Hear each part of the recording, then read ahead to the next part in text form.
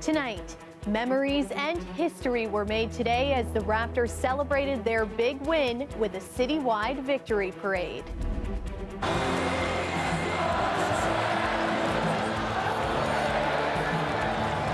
More than 1 million people lined the streets to welcome home the team. A moment of panic, though, sending the crowd running.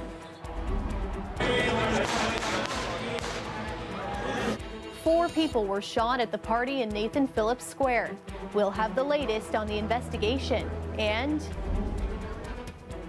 it was supposed to be the trip of a lifetime, sailing across the Atlantic Ocean, but it almost ended in tragedy. Good evening, I'm Talia Ricci. It was a mega celebration that spanned multiple blocks and lasted almost 12 hours. Hundreds of thousands of Raptors fans were so eager to be a part of it, they set up on the route in the middle of the night, just hoping to catch a glimpse of the champs and the Larry O'Brien trophy. The vast majority of it was joyful and peaceful, but in the last hour, things took a scary turn when gunfire sent part of the crowd running at Nathan Phillips Square. Our Natalie Nanowski was there and has the latest.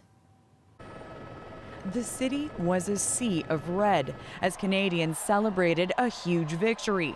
Tens of thousands stood shoulder to shoulder outside of City Hall for this. Like they said, enjoy this moment, and have fun with it. But fun turned to fear. In this witness video, you hear 4 gunshots. People running for their lives in different directions.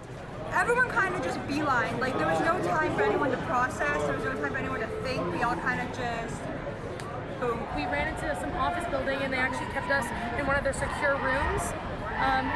See, that even scares me. The shooting happened right at the corner of Queen and Bay, where thousands of people had gathered to watch the Raptors celebrate. The Raptors were just on stage right in Nathan Phillips Square. Up there, the show went on. On the ground, chaos. Paramedics tending to shooting victims. Police trying to quell crowds. The officers arrived relatively quickly, and as a result of that, 3 people were arrested in total, 2 on one incident and 1 on another. We've retrieved 2 firearms at this point in time. This witness video appears to show one of the arrests.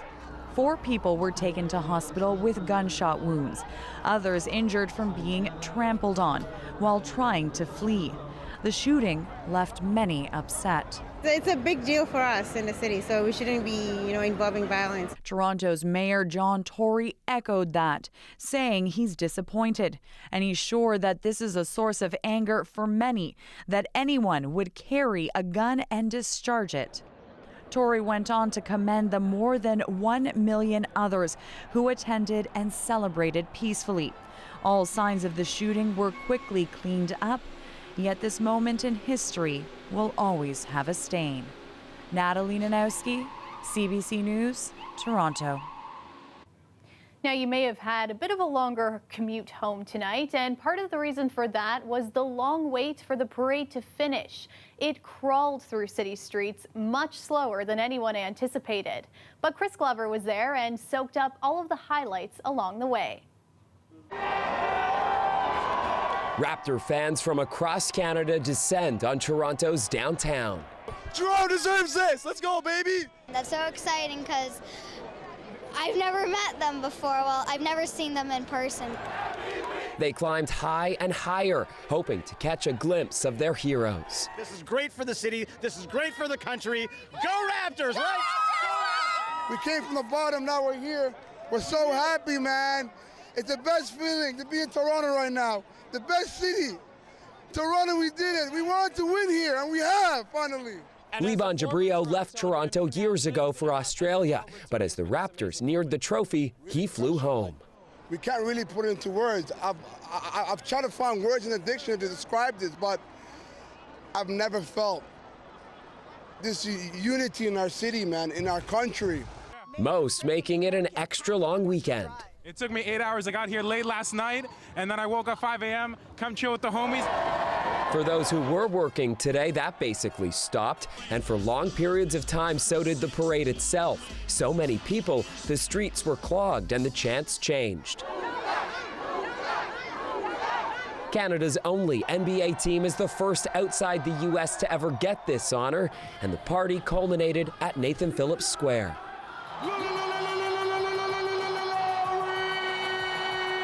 The superstars came out one by one, greeted by Toronto's mayor, Ontario's premier, the prime minister, and the Raptors' global ambassador. For a team that's been in the league for 24 years, many said this was about time, and about time for the country, too. Canada hasn't seen a pro sports team win a major title since the 90s, when the Toronto Blue Jays won back-to-back World Series. Neera Gupta was there. It was amazing, absolutely. The first time ever for me and my girls to be part of such, history. But I think today is better. It's really, it seems bigger, better, and I don't know, we're overjoyed.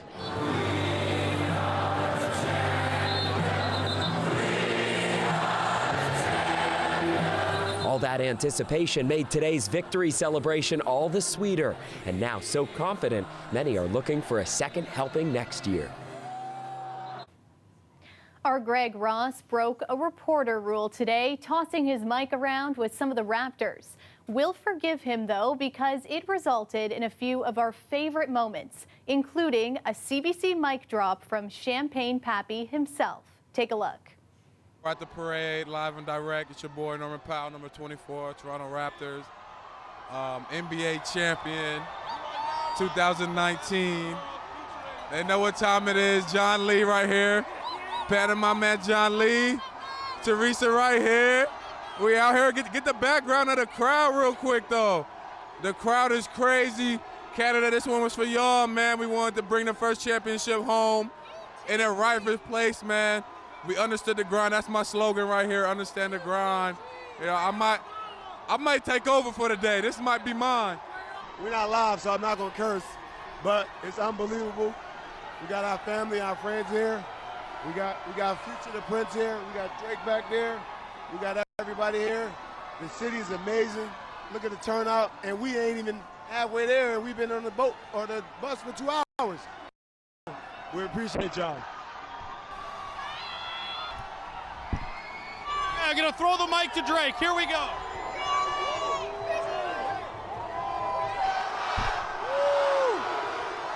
Hey, coming to you live from the big city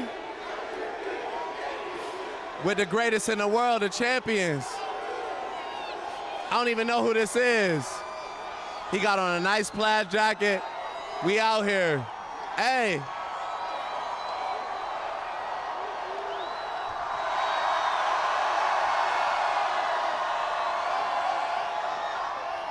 We got one with the dip. That was amazing. I mean, how awesome is that? Thank you, Drake. Great moment. And look at these fans just soaking it in as Drake kind of plays with everybody.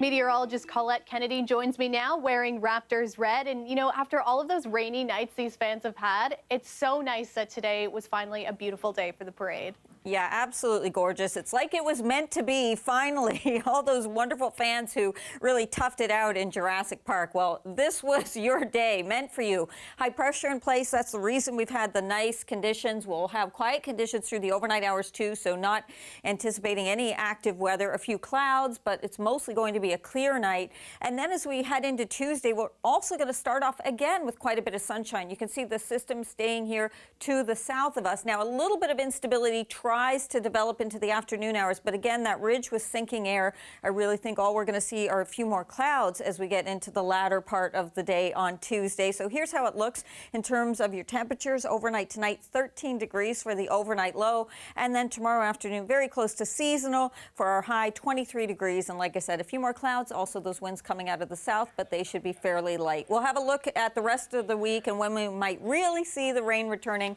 Tell you a little later in the show. All right, thanks, Colette. You're welcome.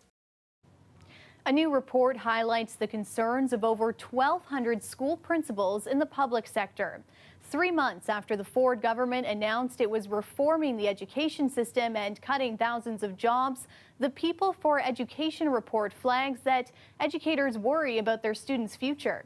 Ali Chiasson has more. You know, usually when we're doing stories about education reform from the lawn of Queen's Park, we're surrounded by protesters using megaphones. But today we're talking about the concerns actually written down on paper by over 1,200 principals from across Ontario. This is the first annual report from the People for Education since the Ford government was elected. The problem comes when you make a lot of changes all at the same time. Back in March, Ontario's Minister for Education announced plans for reform, including increasing class sizes, a renewed math strategy, and more attention to skills that are supposed to better prepare students for jobs, all while cutting nearly 3,500 teaching positions through attrition. So there are thousands and thousands of teaching positions which will no longer be there in school, which is why they're cutting the grade 12 computer science in one high school, or why they're cutting arts courses, or why they're not able to run things like grade 12 calculus. Like they're not, you know, even frills. So then where can we find money to save? Well, again, like the thing that's hard about education is it is really expensive, there's no question, but it's an investment. Now, and again, this is hard in the politics because the investment pays off in like 20 years, not 4 years. In response to the People for Education report, the minister's office reiterated their stance on modernizing the curriculum, saying, quote, "Our government is protecting what matters most by delivering an education system that puts student achievement at the center of everything we do." The principals surveyed in the report worry about long-term consequences. Kids who are starting school this year in the fall are going to graduate in 2031, and the world's going to look a lot different then. I hope some serious listening happens in the next few weeks even, so that things slow down a bit. Ali Chiasson, CBC News, Toronto. Still ahead, we'll take you back to the packed streets of downtown Toronto today, where hundreds of thousands of fans gathered to celebrate the Raptors' NBA championship victory. Stay with us.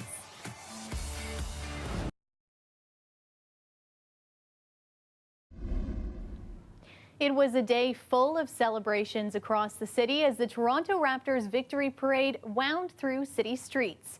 Nathan Phillips Square had an enormous crowd, but for those looking for a family-friendly spot, Coronation Park was the place to be. Magda Gabriselassie was there. Raptors raining from up above, champagne showers, and fans freaking out. I can't believe that we got that close. I'm overwhelmed. This is how today's parade got underway. Here on Lakeshore Boulevard, fans came early, and they came from near and far. We came all the way from Windsor for Raptors! All the way from Melbourne, Australia. I'm in my office building, I saw they won, hopped on the plane, stayed with this guy, having a ball. Crowds go wild. Now, while some followed the parade, others moved over to Coronation Park. This was set up for the overflow of people expected, and it turned out to be a big draw for families. We were a little worried about coming downtown with kids and how busy it was going to be, but this has been really fun. The park has been really nice. This is the dream for me, man. To have the family out here celebrating something like this is truly special for the city. Here, people watched from afar and just enjoyed the day, while in other parts of downtown, the parade came to a standstill at times and took hours to arrive at Nathan Phillips Square. I feel here is way better because, you know, we got to see them really early up close and we just get to chill here. Like, they're not even past university. Nice and relaxing, but we got to be part of the hype in the morning, so I think it kind of is the best of both worlds. Now, beyond saying thank you. And today, while the city celebrates its first NBA championship, some are already looking ahead. Whether Kawhi Leonard stays or goes is all the talk. But this fan says, let's focus on the now. Kawhi could leave, he could stay. He owes the city absolutely nothing because he brought us a championship on only 1 year in Toronto. This is the greatest moment ever. Magda Gabriselassie, CBC News, Toronto. After the break, a Toronto man on the trip of a lifetime across the Atlantic came to an abrupt end after weather forced him and his crew to abandon ship. His tale of survival coming up.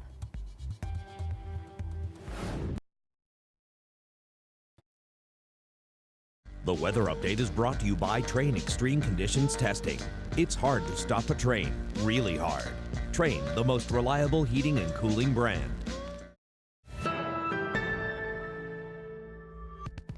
The CEO of the Daily Bread Food Bank has an unbelievable survival story to tell tonight. Neil Hetherington recently took some time from his job to sail the Atlantic, but it almost cost him his life. Kelda Yoon now with what happened.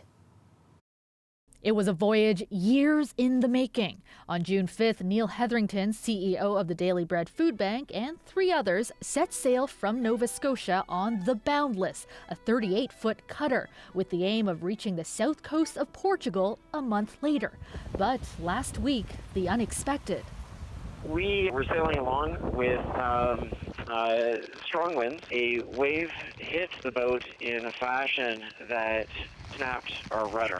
We knew at that point that we were in complete distress. He took this photo as he and his crew bobbed in a dinghy, waiting for this oil tanker to rescue them. Hetherington is still on this tanker heading to New York as he speaks to us about his ordeal via satellite. I did feel guilty. My cousin, Jeff Fairbank, has put a labor of love into for years and has come to an end. So the risk is Mother Nature is unpredictable. Jeff Hadrill is from the National Yacht Club, where Hetherington is a member. The North Atlantic is another level. It's cold, winds, very strong winds. This is a smaller boat. Neil's boat being bigger, his rudder would be tucked underneath behind. In his case, the boat keeled over on its side, exposing that rudder from underneath near the surface, and then the power of the wave came back down like a pancake on top of it. And there's really nothing you can do at that point? Absolutely nothing you can do at that point. A storm, nothing is normal. Rogue waves, I think we've all heard of those. They come out of nowhere.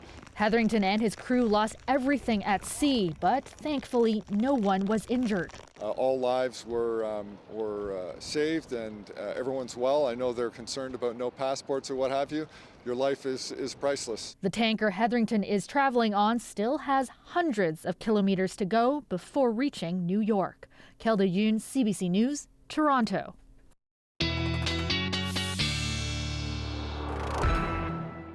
Colette's back now with our extended forecast, and honestly, I can't believe that it's Monday today. I think everyone in Toronto must feel like it's Friday and we're about to see a weekend forecast, but we still have a whole week to go. Yeah, it feels like kind of a long weekend with all those celebrations today, We the North Day. And you know, what we've also experienced today, and we're just not used to it, is sort of a normal day. It's been the kind of spring where we see more abnormal days, but our temperature, it wasn't quite there, but it was pleasant with the sunshine, so we'll round that up to nearly 22 degrees, close to an average high, and certainly we haven't had as many problems being close to seasonal with those overnight temperatures. The outlook, it is good. High pressure is going to keep things quiet through the overnight tonight, so we'll have mostly clear skies. We're going to find the winds are going to shift towards the south. They'll be fairly light into tomorrow. There's a system kind of to the south of us, one back to the northwest. In between the two, though, that high pressure is giving us some stability, so we see a little bit trying to develop into the afternoon, and really all I expect is that we'll get a bit more cloud cover for the GTA anyway, so we'll see a few more clouds building into the afternoon hours. But as we head towards Wednesday, it starts to break down a little bit. Wednesday's still looking good. I am increasing the chance for showers that day. It's really not till Thursday that we lose that ridge. That next system will start to move in, and that's when we have the better chance of seeing precipitation. So we've got a few days to go where we should be doing okay, or anything that we do see would be very isolated. Clearing trend overnight tonight. You're going to kind of flip-flop through the southwestern Ontario. So a clearing trend through the overnight and the lows, mostly around 14 degrees. And then the flip-flop is that tomorrow you start off with the clearer skies because of that clearing trend tonight. but then clouds begin to build in a little bit into the afternoon hours. So winds are becoming a little humid, feeling like 29, but it will be 26 degrees for your afternoon high. Throughout the GTA, looking pretty good again because it is going to be a nice, quiet night. We can sort of relax, and through the day tomorrow, those temperatures looking good, maybe even a degree or two warmer there, of course, towards St. Catharines, but in general, highs around 23 with sunshine and a few more clouds in the afternoon. There's that chance of precipitation for midweek, hump day, but Thursday, a greater chance we'll see some showers moving in and certainly more cloud cover. But then after that, again, things seem to improve a little bit. And the other thing I like to see is that our highs throughout the period, Talia, in the 20s. Maybe barely, but in the 20s. Yeah, I was going to say, this is probably the nicest week I've seen in a long time. I know, we just can't get a good string, right? We've had one good weekend. We're not going to talk about next weekend yet. It's still a little ways away, but things looking pretty good right now. Great, we deserve this. Thanks, Colette. You're welcome. After the break, if you haven't seen enough, more of the sights and sounds from today's Toronto Raptors victory parade. We'll take you on board the players' bus. Stay with us.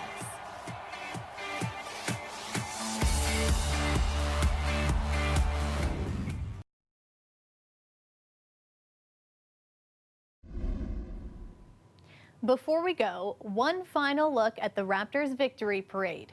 We've shown you what it looked like in the crowds, but imagine being a player riding on one of the buses that carried them along the parade route. Greg Ross had the chance to witness the historical moment from that perspective. Have you ever seen anything like this before in your life? Oh man, this is a dream. I'm telling you right now, I'm living a dream right now. You know, I used to watch other teams when they celebrate their championship trophy, and I used to say, man, one day I will to be, here and do those kind of things. And when I'm here with my family, and we're having so much fun here. Spicy pea. See, we get a spicy pea check. We got it. Spicy pea.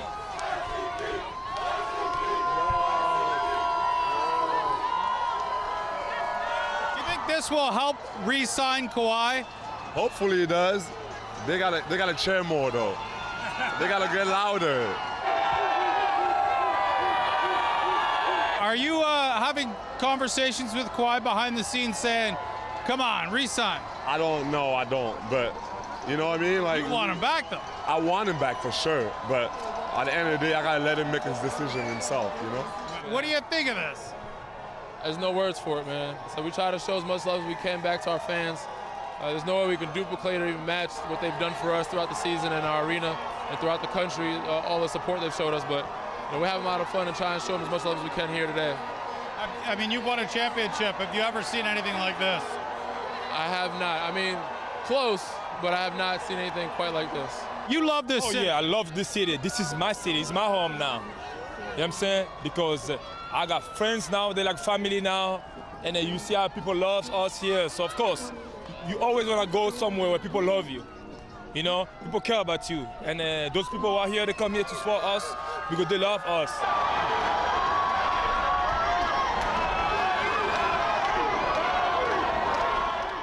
What a day.